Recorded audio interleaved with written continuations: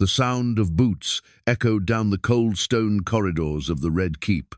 Robert Baratheon, once a fearsome warrior with a warhammer in hand and fire in his eyes, now sat slumped on the Iron Throne like a bloated shadow of his former self. His once mighty arms, now thick with fat and wine, barely had the strength to hold his goblet. But something deeper than age or indulgence had broken him, something silent and cruel. It was the loss of his only true friend, Ned Stark. Robert had known many men, warriors, lords, and liars, but none like Eddard. Ned had been more than just his hand of the king. He had been his conscience, his anchor, the only soul in King's Landing who dared to speak truth to his face, not just flatter his ego. And now he was gone, beheaded, executed like a common traitor in the same city Robert ruled. It haunted him. Every night, Robert would drink until he couldn't feel. Then, in the darkness, when sleep dared to visit, he'd see Ned's face again, not the bloody, lifeless face they'd shown the crowd, but the calm, honest eyes that had once looked at him across a battlefield, through smoke and blood, and promised loyalty without ambition. He remembered the cold night when they found Lyanna. Ned had held him back when Robert had screamed, cursed the Targaryens, and sworn to burn their world down. Ned hadn't said much, but his eyes said everything.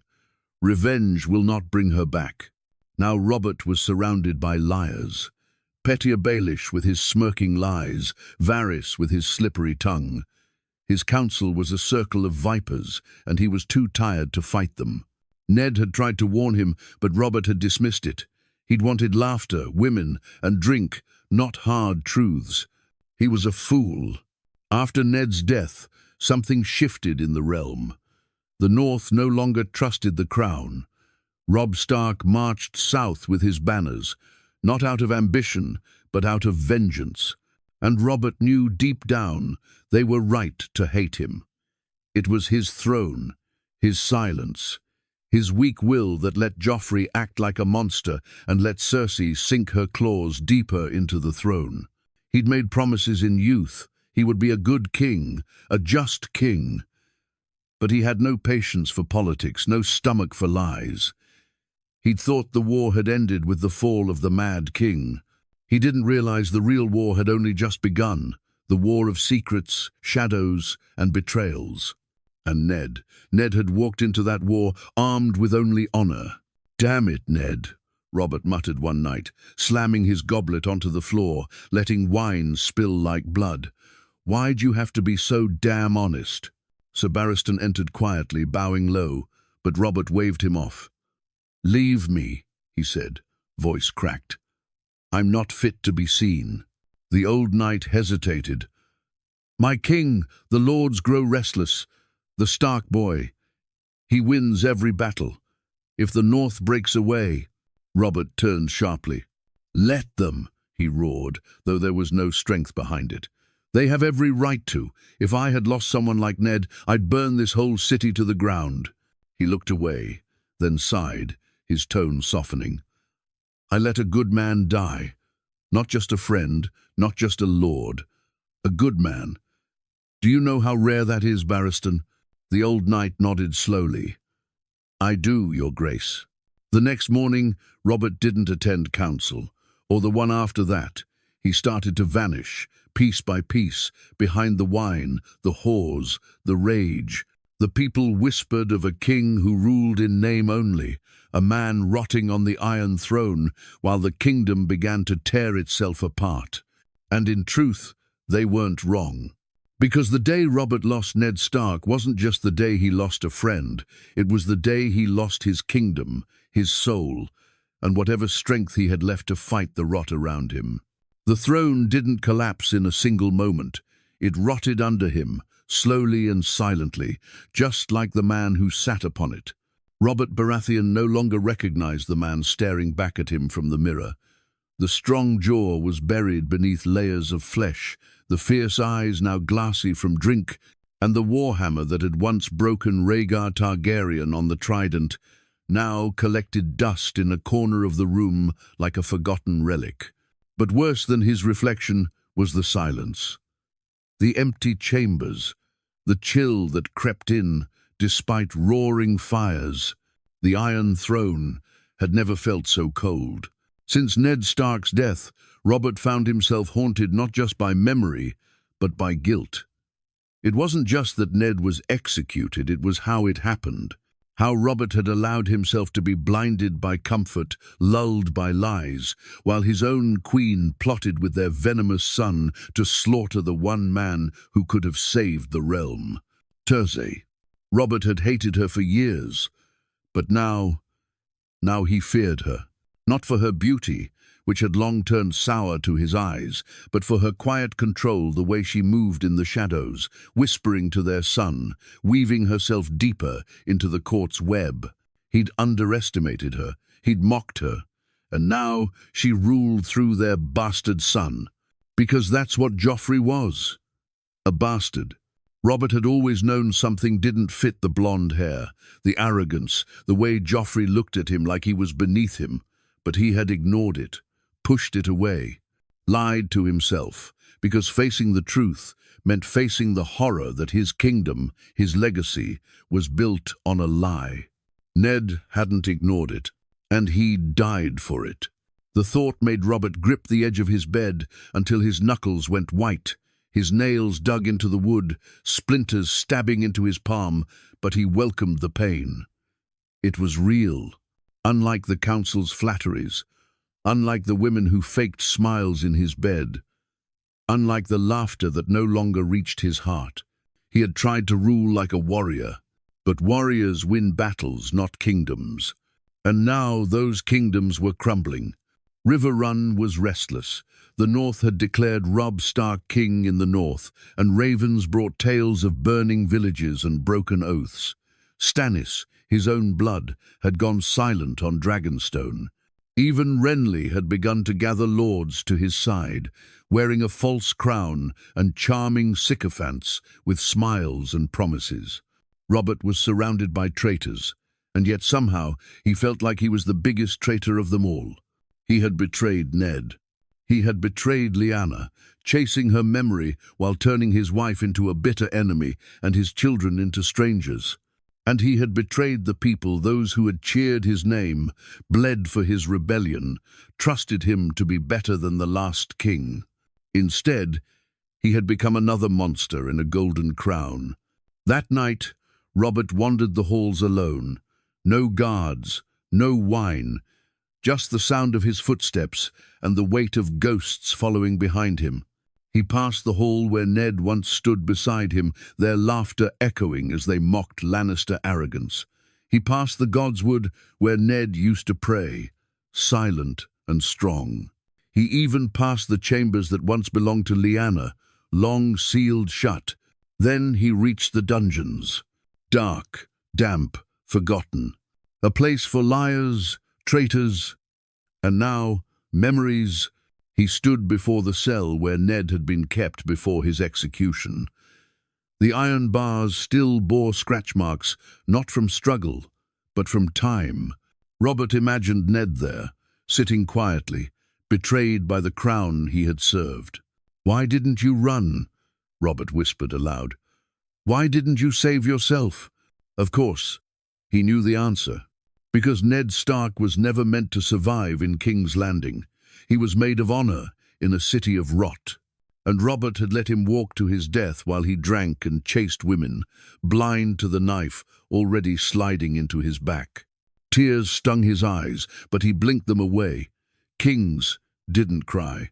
But Robert Baratheon wasn't truly a king anymore. He was a relic, a man whose throne had turned to ash the moment his only true friend lost his head. The Iron Throne still stood tall, sharp and imposing. But to Robert, it felt like it weighed more than ever, a throne of swords too heavy for any man who had traded his soul for silence.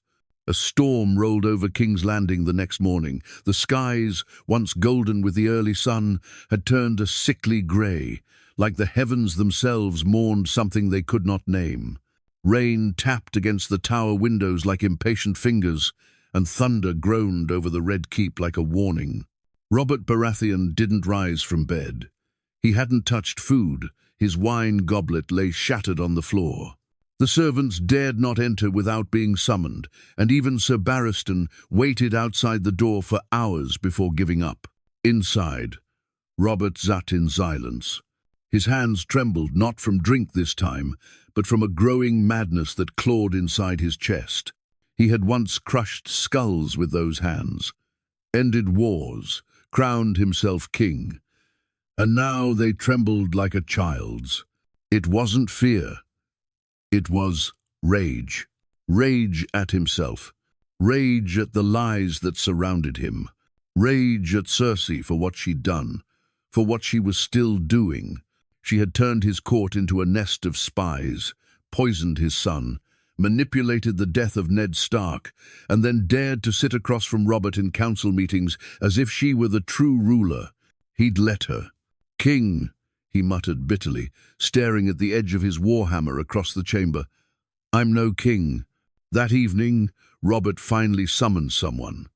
Not a maester, not a lord, not even his own council. He called for Renly. His younger brother entered cautiously, dressed well as always, smiling like a man who lived far from pain. He looked at Robert with a mix of pity and calculation, like a man sizing up a dying bull. "You called for me, brother?" Renly said lightly, always too comfortable, too clever. Robert didn't rise from his chair. He just looked at Renly with sunken eyes and said, "How long?" Renly blinked. "How long what? How long have you been waiting to take what's mine?" The smile slipped, if only slightly. "Robert, I know you've been whispering with Loras, gathering banners, telling stories, promising peace." Robert leaned forward, his voice low and cracked. "You think this kingdom needs a pretty face on the throne?" Renly stiffened. "This kingdom needs a ruler, Robert, someone who can lead. He hesitated, then dared to finish. "You're falling apart." The words hit harder than a sword. Robert laughed bitterly. "You think I don't know that? You think I don't feel it, the throne breaking beneath me? You've let it rot, Robert. The council's a joke. Cersei runs the court. Your son, if he even is yours, just butchered the most honorable man in the realm." Robert stood slowly, rage bleeding through every muscle. "You dare speak his name? Someone has to," Renly snapped. "You let Ned Stark die, and now the North is in flames. You sat on your ass while Joffrey ordered a killing. A boy. That's not a king, that's a child playing with swords." Robert's hand clenched, itching to strike, but there was no strength behind it anymore. Only grief. He sank back into his chair, defeated. It wasn't supposed to be like this. Renly stepped forward. "Then fix it." "How?" "Disown Joffrey. Name Stannis. He's the true heir. Or gods help us all, name me. But if you keep pretending, this kingdom dies. It's already dying." Robert stared into the fire, words catching in his throat. He couldn't even say Joffrey's name without bile rising. And yet, he couldn't bring himself to legitimize Stannis either. Cold, humorless Stannis, who would burn the realm just to prove a point. He had no choice. But every option felt like a death sentence. That night, he didn't sleep. He wandered the gardens in the rain, letting it soak through his clothes.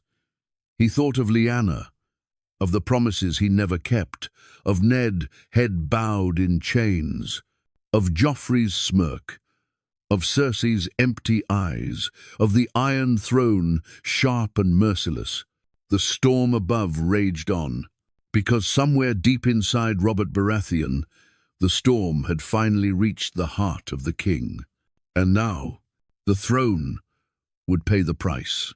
The next morning, the storm had passed, but the air in King's Landing was still heavy, like something foul had settled over the city and refused to lift.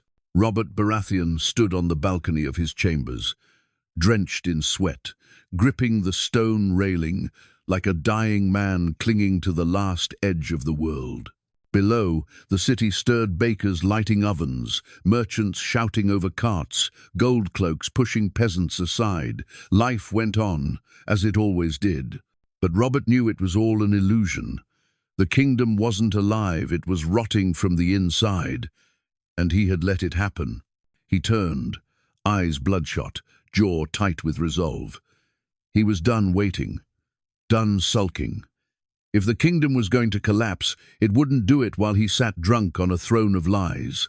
Robert called for Sir Barristan Selmy, the last man in his Kingsguard he still trusted, loyal to a fault. A man who knew what real honor looked like, not like the snakes he'd surrounded himself with. When Barristan entered, Robert didn't greet him. He simply said, "I want to speak with the Queen. Alone." Barristan frowned. "Your Grace, that may not be wise." "I didn't ask for advice," Robert snapped, voice like iron. "I asked for the Queen." Within the hour, Cersei stood before him, dressed in emerald silk, her golden hair pinned perfectly, as if untouched by the chaos she caused. "You summoned me, husband?" she said coolly, her eyes scanning him like a lioness sizing up an old wounded stag. Robert stared at her for a long moment. "You've poisoned everything," he said, voice low. "Our marriage, our children, this entire realm." Cersei smirked faintly. "Don't act surprised. You never loved this kingdom. You only loved your war and your dead girl." Robert's eyes flashed. "Don't you speak her name." "Why not?" Cersei said, stepping closer. "You think I don't know? You mourn Lyanna Stark more than you ever mourned the crown you let rot in your hands." He moved suddenly, faster than she expected. One hand gripped her wrist tight, not in rage but warning. "I should have sent you away the moment I saw what you were," he said. "But I was weak. I was drunk on power, on the idea of peace. And you were the perfect snake, beautiful, venomous." Cersei yanked her arm back. "And you were a pathetic excuse for a king. You could win wars, Robert, but you never knew how to rule. You needed me. You still need me." Robert stared at her in disgust. "No, I needed Ned." The silence after that was louder than thunder. Cersei's face hardened. "And now he's gone. You let your precious Stark die, and you still think you're in control?" "I'm taking back what's mine," Robert said darkly. "The throne, the council, the kingdom. And your boy, your bastard, he's not my heir." Her eyes didn't even flicker. "So what will you do?" she asked coldly. "Disown him? Crown Stannis? That bitter little firebrand would hang your head within a week." "Maybe," Robert said, "but at least he's mine, and the people will see truth, even if it kills me." Cersei stepped close again, her voice a whisper. "If you move against Joffrey, you'll start a war." Robert didn't flinch. "Then let there be war." That night, ravens flew from the Red Keep, dozens of them. Letters signed with the king's seal, bearing dark truths about Joffrey's birth, about Ned Stark's execution, about Cersei's deceit. One flew to Dragonstone, another to Winterfell. Even the Vale. Robert sent word to the realm. The boy on the throne is not of Baratheon blood. The queen is a traitor, and the king is taking back his crown. But Robert didn't know what price those letters would carry. He didn't know that the vipers he had tolerated for years would not sit quietly while he stripped them of power. In the shadows, Varys listened. Petyr Baelish smiled to himself.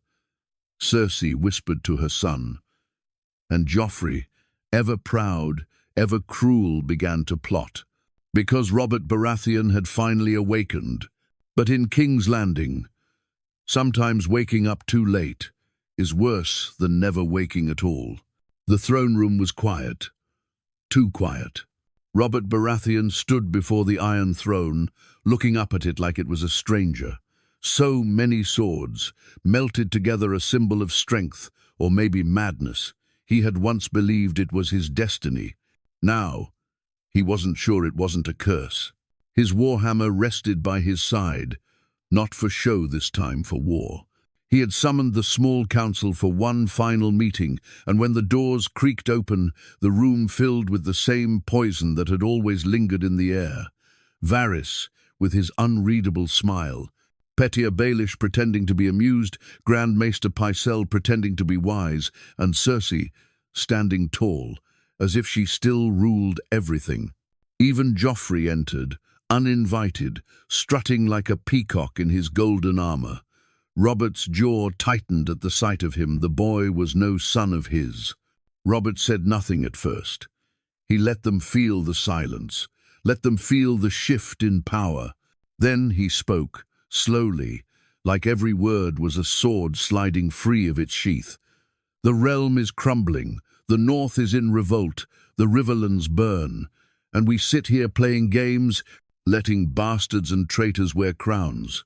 Cersei's lips twitched. Careful, husband. Robert ignored her. I've sent ravens, letters to every major house. The truth is no longer a secret. Joffrey is no son of mine. The throne passes to my brother, Stannis. It is law. Baelish cleared his throat, pretending to look concerned. That will not go over well with certain factions, Your Grace. You're removing a crowned prince. It could divide the realm. Robert turned to him with a glare so sharp it could cut stone. It's already divided. And it started the day Ned Stark lost his head. The name dropped like a hammer in the room. Even Varys looked away for a second. Cersei stepped forward. "And what of your own role in his death, Robert?" she said, voice like ice. "Where was your rage then?" He didn't answer. Not directly. He didn't have to. Instead, he looked at Joffrey. "You," he said, pointing, "you sit in my throne like you've earned it. You've never swung a sword, never seen war, never ruled with honor. You think a crown makes you a king?" Joffrey's face twisted in fury. "I am the king, and you're a drunk who gave up his crown the day he let his enemies rule in his name." Robert took one slow step toward him. "Come, take my warhammer, boy. Let's see if you're man enough to lift it." Joffrey flinched. Cersei stepped in between them. "Enough. This is madness." "No," Robert said. "This is justice." He turned to Barristan Selmy, who stood silently by the throne. "I want her arrested. And the boy. We will hold a public trial. Let the realm see the truth." Barristan didn't move. "Sir Barristan," Robert barked, "that's an order." The old knight hesitated, then stepped forward, but before he could reach Cersei, the doors burst open. A dozen Lannister guards flooded the throne room, swords drawn, led by Sir Meryn Trant. The gold of their armor glinted, but their eyes were cold. Robert reached for his warhammer, but it was too late. "Seize him," Cersei ordered. The guards rushed forward. Barristan tried to block them, but he was old, outnumbered, and they knew it. Steel rang out as the king's guard clashed with the queen's men. Chaos erupted. Robert swung once, and one Lannister soldier's chest caved in like paper. Another flew into a pillar. But numbers were against him. Blades sliced his arm, one slashed his thigh. He roared in pain and fury, still swinging, still fighting, like the warrior he once was. But even the strongest stag bleeds. Joffrey watched from the steps, smirking. Robert was finally forced to his knees, surrounded, blood dripping down his face. Cersei stepped close, her voice a whisper. "You should have died years ago." Robert looked up at her through blood and sweat. "You'll burn for this," he said. "You think the realm will bow to a false queen and her bastard son?" She smiled. "They already are." As Robert Baratheon was dragged from the throne room like a common traitor, he realized something bitter. The Iron Throne had never been his. Not really. And now it belonged to monsters. Chains cut into Robert Baratheon's wrists as he was thrown into the darkest cell beneath the Red. Keep the same place where Ned Stark had been held before his execution. The irony was a blade in his gut. He'd once ruled above all of this. Now he sat on cold stone, bleeding, shackled like a dog. The cells stank of mold and rot. Rats skittered in the corners. A single torch flickered weakly outside his cell, casting long shadows on the damp walls. Every drop of water, every creak of iron, felt like a taunt. He coughed hard, the pain in his ribs sharp. His warhammer had been taken, his crown gone, but his rage, that still burned. They thought they'd broken him. But Robert Baratheon was not dead yet. Somewhere above, the court would be spinning lies, telling the people the king had fallen ill, or gone mad, or perhaps committed treason. Cersei would paint herself the victim. Joffrey would be crowned again in gold, acting like a man when he couldn't even grow a beard. And the people? They'd cheer, because they'd forgotten what kind of king Robert had once been. As hours passed, footsteps echoed down the stone stairs. The guards barked. A key turned in the lock. The heavy cell door creaked open. To Robert's surprise, it wasn't a torturer. It was Renly. His brother looked pale, nervous. Dressed in fine green silks, his crownless head bowed just slightly as he stepped inside. "Gods, Robert," Renly whispered, looking at the bruises, the blood, the chains. "They said you'd been taken, but you didn't think it would be this," Robert growled, voice like gravel. "You thought Cersei would just whisper me into a quiet retirement, didn't you?" Renly hesitated. "I tried to stop them. I swear it." Robert spat blood onto the floor. "You tried nothing. You watched. You smiled. Maybe you even hoped it would happen." "I didn't want this," Renly snapped, louder than he meant to. "I wanted peace. I wanted to fix this realm, not fight my own brother in a dungeon. You wanted my throne." Silence. Renly looked down. Robert chuckled bitterly. "Go on then. Say it. You think I failed. You think I deserve this." "I think you let your grief blind you," Renly said quietly.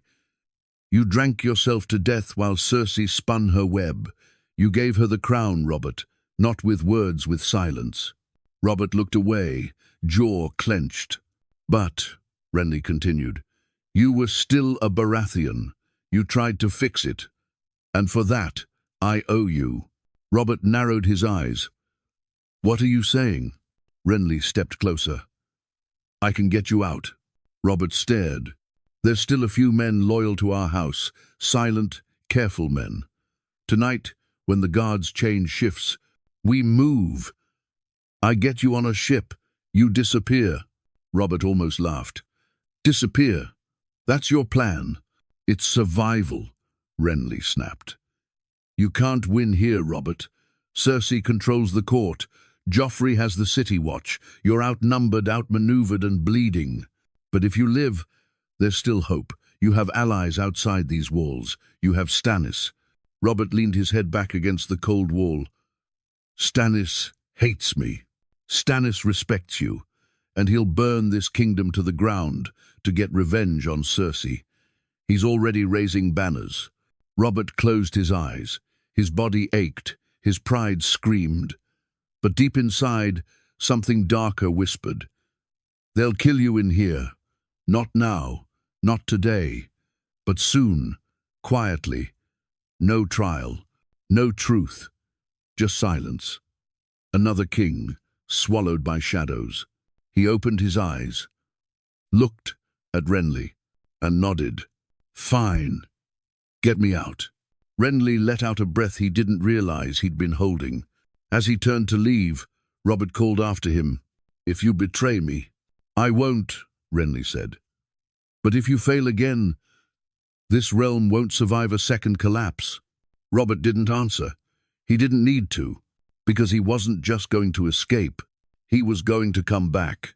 And next time, the Warhammer wouldn't rest until every liar who touched his throne lay broken beneath it. The night air outside the Red Keep was thick with fog, wrapping the castle in a blanket of silence. Most of the guards had retired, drunk or dozing at their posts, fooled by the illusion of calm. But beneath the stillness, the city was shifting, and deep within its heart, A fallen king was preparing to rise. Robert Baratheon, limping and bruised, followed Renly down the hidden servants' tunnels beneath the castle. The torches burned low, the stone walls damp and narrow. Each step sent a throb of pain up his leg, but he bit it back. Pain meant he was still alive. And that was more than Cersei had counted on. Behind them moved two cloaked men, silent, armed, faces hidden beneath shadow. Renly had called them old friends, but Robert knew better. In King's Landing, no one helped without a price. Still, he didn't care. Let them sell his escape across the narrow sea if they wanted. Let them take gold, favors, anything as long as he got out.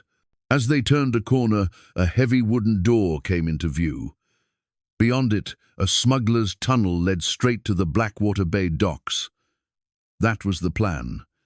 A ship waited under a false name. Sail south, then east. Disappear. But plans in King's Landing never went untouched. Just before Renly could reach for the door, steel flashed in the dark. A sword struck one of the cloaked men through the throat, clean, fast, silent. The man dropped without a sound. The second drew his dagger, but it was too late. A crossbow bolt slammed into his chest. He fell beside his companion, twitching once before going still. Robert reached for a weapon, but he had none, just bare hands and blood. From the shadows stepped Petyr Baelish, smiling like a man arriving at his own execution, yet perfectly calm. "Well," Baelish said, "I always wondered how the mighty would sneak away. I must say, I expected something more. Grand." Renly froze. "Littlefinger, what is this?" Baelish looked at the bodies on the ground and sighed. "Did you really think no one was watching you? You've been whispering for weeks, Renly. You've never been as clever as you think." Robert clenched his fists. "Come to finish me off, then?" "No," Baelish said, stepping closer. "I came to offer you something far more interesting." Robert barked a laugh. "You've always had something to offer, haven't you? A deal, a lie, a knife hidden behind a smile." Baelish didn't flinch. "And look where trusting honesty got you. Ned Stark had honor. You had power. Now you both have nothing." Renly hissed, "Get out of our way, or—" Baelish cut him off. "I'm not here to stop you. I'm here to help you escape." Robert blinked. "I don't believe in kings," Baelish said. "But I do believe in opportunities. Cersei thinks she's already won. She's grown sloppy, comfortable. She doesn't realize the moment she took your crown, she made 10,000 enemies." Robert stared at him, eyes narrowed. "And what do you want in return?" Baelish smiled. "Chaos." Renly moved forward. "You'll betray us the moment we turn our backs." "Of course I will," Baelish said smoothly. "But not tonight." Without another word, he stepped aside, gesturing toward the door. The silence was heavy. Robert looked at Renly, then at the bodies of the men who had tried to help him. Trusting Baelish was like drinking poison and hoping your enemy dies first, but he had no choice. Not now. He nodded once and limped forward.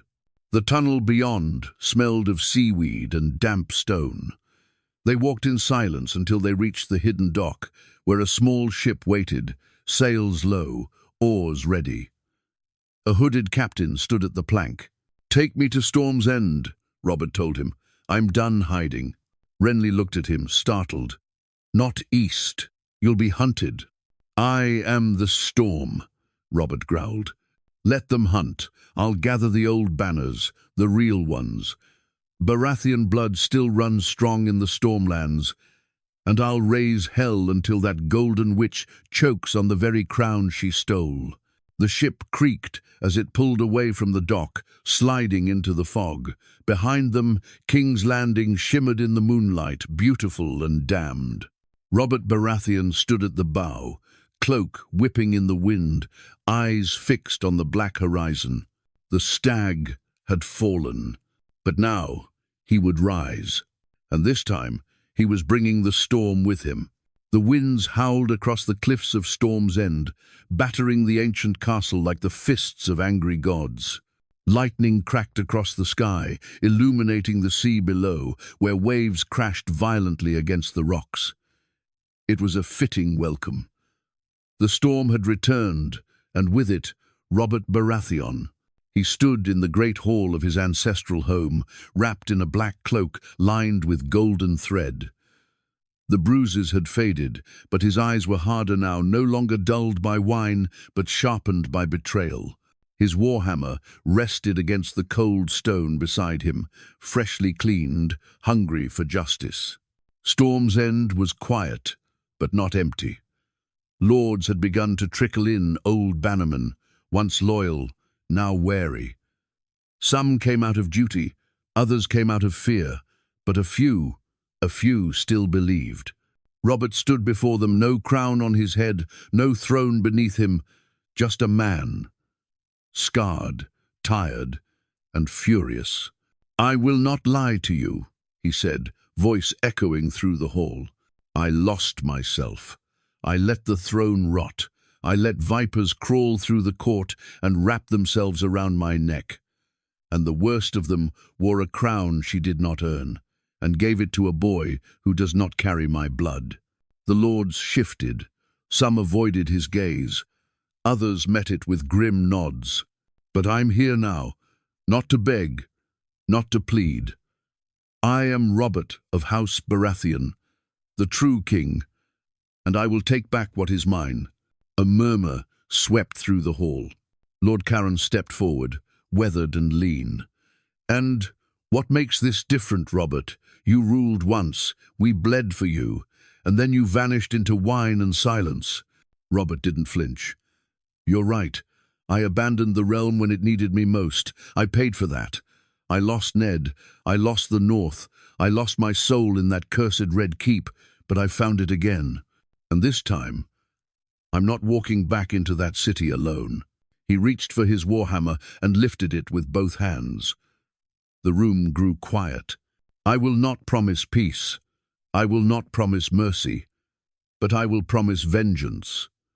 On Cersei, on Joffrey, on every rat who stood by and watched the kingdom burn while my back was turned. And if I die in the attempt," he paused, eyes burning, "then I'll die on my feet, with blood on my hands and fire in my heart, like a king should." It wasn't poetry, it wasn't politics, it was fury, raw and real. And it worked. One by one, the old lords stepped forward. Swords were drawn not in defiance, but in allegiance. The banners of the storm rose once more, black and gold, the crowned stag on a field of fury. The war had begun. Within a fortnight, ravens flew from Storm's End like flocks of fire. The south stirred. Dawn remained silent, too proud, too patient. But the Stormlands began to rally. Small folk whispered of the returned stag. Soldiers sang songs of Robert's rebellion, not the one from years ago, but the one now. Even Stannis sent word. No love in his message, but no threats either. "We both know the throne is a lie. I will not raise sword against you. For now." That was all Robert needed. As the armies gathered, Robert stood above the courtyard, overlooking his men, young and old, armored and ready. This was not the force of a naive rebellion. This was vengeance wrapped in steel. Renly approached quietly. "We're ready. King's Landing won't expect it." "Not so soon." Robert nodded, gripping the warhammer tightly. "Cersei thought I was finished," he muttered. "She thought she'd buried me." He turned to Renly, his eyes sharp as daggers. "Now I'm going to tear down the walls of that cursed city. I'm going to drag her from that throne, and I'm going to show the realm that a true king doesn't vanish." He mounted his black destrier as thunder rolled behind him. His armor gleamed like night. The crowned stag sigil covered his chest, but beneath it, his heart beat with one purpose: retribution. As the gates of Storm's End opened and the army marched forward into the storm, Robert Baratheon raised his warhammer high. The king had returned, not as a ruler, not as a drunk, but as a force of vengeance. And this time, the Iron Throne would bleed.